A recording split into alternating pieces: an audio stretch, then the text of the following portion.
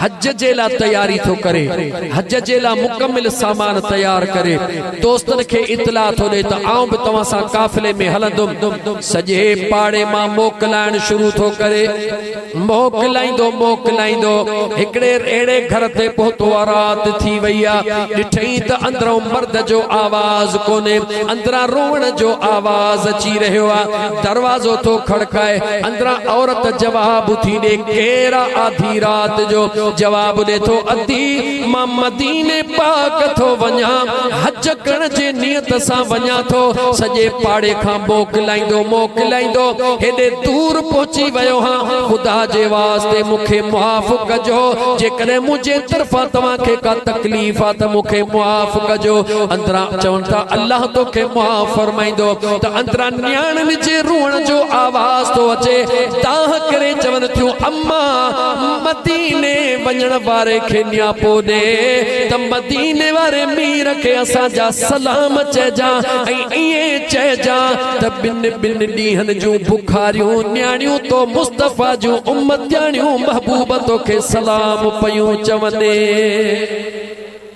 जेडी मल कन्न ते इहो आवाज पयो त ॿिनि ॾींहंनि जूं बुखारियूं न्याणियूं हुजूर जे दरबार में सलाम थियूं ॾियनि। हिन जे अखियुनि मां लुड़क लड़ी आया, दिल में ख्याल कयईं मां हज ते पियो वञा, हेॾां पाड़े में न्याणियूं ॿिनि ॾींहंनि जूं बुखारियूं लॻियूं पयूं आहिनि। हरगिज़ न, यादि रखो मुंहिंजा दोस्तो, अल्लाह जंहिं ते थींदो आहे उन जे सीने खे पंहिंजे हिदायत जे लाइ कुशादो फरमाईंदो आहे। अल्लाह जी ज़ात बाबरकात उनके हिदायत नसीब फरमाई। हज ते वञण वारो सॼो सामान बंद करे, हिक शापर में बंद करे, कपड़े जे थैलीअ में बंद करे, दरवाजो खड़काए, दरवाजे जे अंदरों उछलाए ॿाहिरों कड़ो ॾेई हलियो वियो।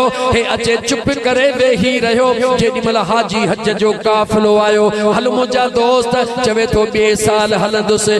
माण्हुनि टोकू कयूं, कैसा हाल न कई, माण्हुनि ताना ॾिना, कैसा हाल न कई, ताना मिहणा लोग जा सहंदो रहियो, सॼियूं रातियूं रोंदो रहियो। ओ मुंहिंजा मौला मूंखे माफ़ कजा, हिन यतीम बचड़नि जी मूंखे ख़बर कान हुई, ही हेॾां रोई ज़िंदगी गुज़ारे रहियो आहे। अल्लाह जे ज़ात जा मुस्लमान फ़ैसला निहार, जॾहिं हाजी हज करे मोटण लॻा, रोंदो दिल में ख़्याल कयईं हज ते वञण त नसीब न थियो, पर माथे में वञी करे हाजिन खे मुबारक ॾेई करे उन हाजिन जो मुहड़ो ॾिसां जीअं जो साम्हूं निकितो। हज सगोरा हाजी इलाइक़े जा मिलिया, हिकिड़े हाजीअ भाकुर पाए चयो शाबस थई यार, ईअं दोस्तीअ में कोन थींदो आहे। अचे हीअ पंहिंजी अमानत वठि, अचे हीअ पंहिंजी ॻोथरी वठि। चवे थो मां हैरत में निहारण लॻुसि, कंहिंजी ॻोथरी, कंहिंजी अमानत। चवे थो वॾी ॻाल्हि आहे यार, मदीने में हुजूर जे दर ते जेॾी महिल सलातो सलाम पिया पढ़ूं,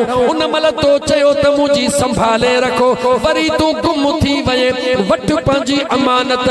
रोई रोई आयो, जेॾी महिल राति जो रोई उनखे खोलण लॻो त ॾिसे त जेतिरा पैसा मूं हुन यतीमनि खे ॾिना हुया, उन खां 10 20 उन ॻोथरीअ में बंद लॻा पिया आहिनि।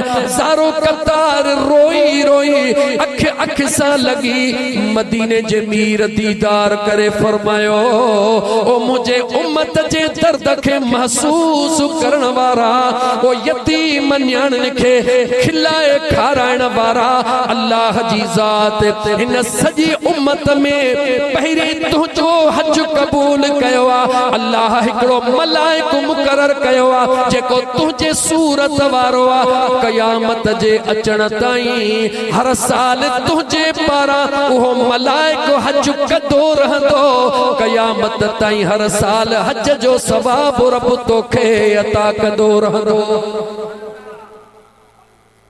मुझा मुसलमान भाइरो अंदाज़ो लगायो, ए नमाजूं, ए रोज़ा, ए ज़कातूं, ए हज।